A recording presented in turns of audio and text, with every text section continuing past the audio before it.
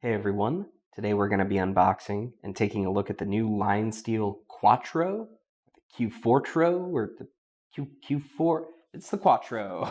And we're just going to open this up here. And here you've got a card that I'll actually bring out back here in a minute. But the Quattro is actually made for the 10th anniversary of the LionSteel T.R.E, if you remember that one. It was the 3 rapid exchange, and it won a bunch of awards back in 2015. And if you're familiar with that one, you can see here that it pretty much looks just like it, but blown up.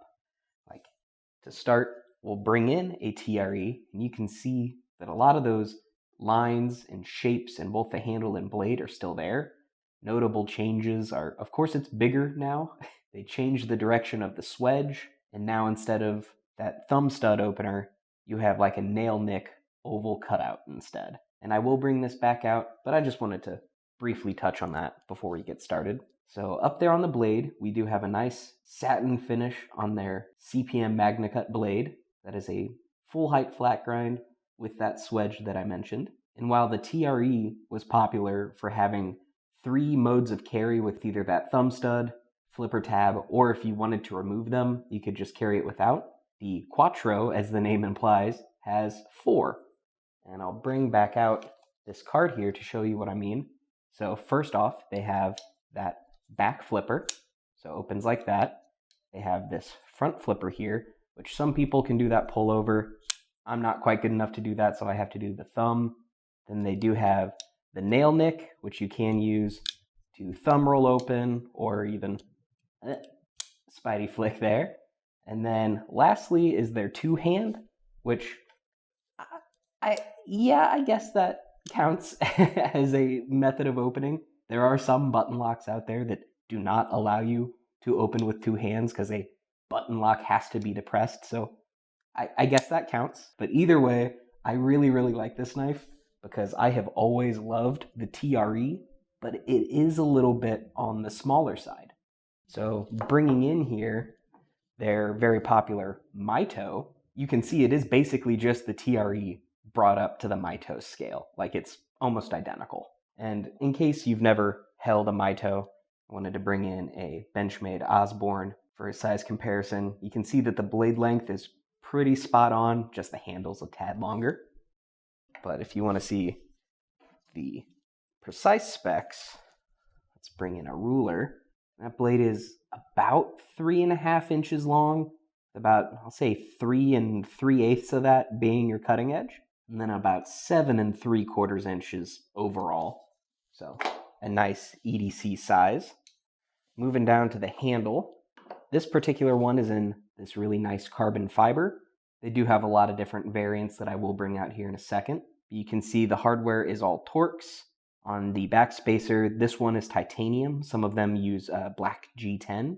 On the back there, you can really see that machining pop on the titanium.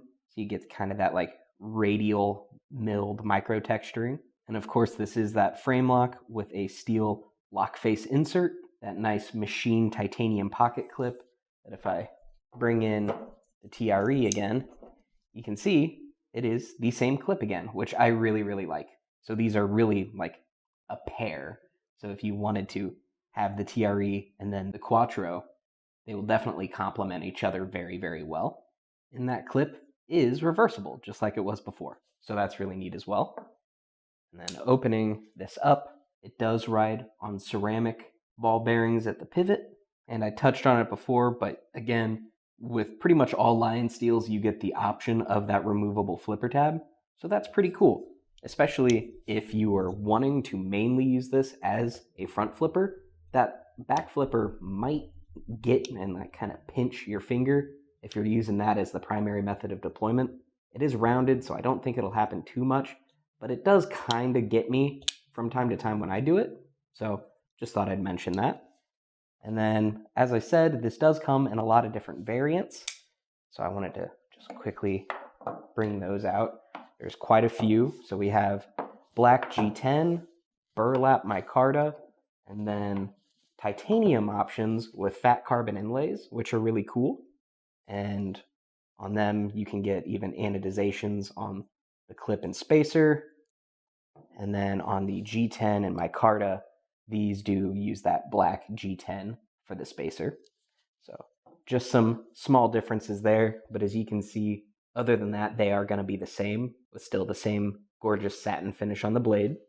And then I want to move most of these out of the way here, because I want to do, lastly, just a weight comparison. So for the carbon fiber variant, you're looking at 3.14, some pie action. The G10, it'll be a little bit, oh, it's actually about the same, 3.14. Thought it'd be a little bit heavier. The micarta, a bit lighter, 3.0. And then the tie will be heavier. And this one is, 3.74. And again, just some more comparisons from the Mito. It was about 3.5. So just to give you an idea of what we're working with. So overall, I am very actually pleased and excited about this one. When I first heard about it, I wasn't sure if it was going to be too far off from what the T.R.E was, but I'm really glad that it is really just the big brother for the T.R.E, because that's exactly what I would have wanted out of it.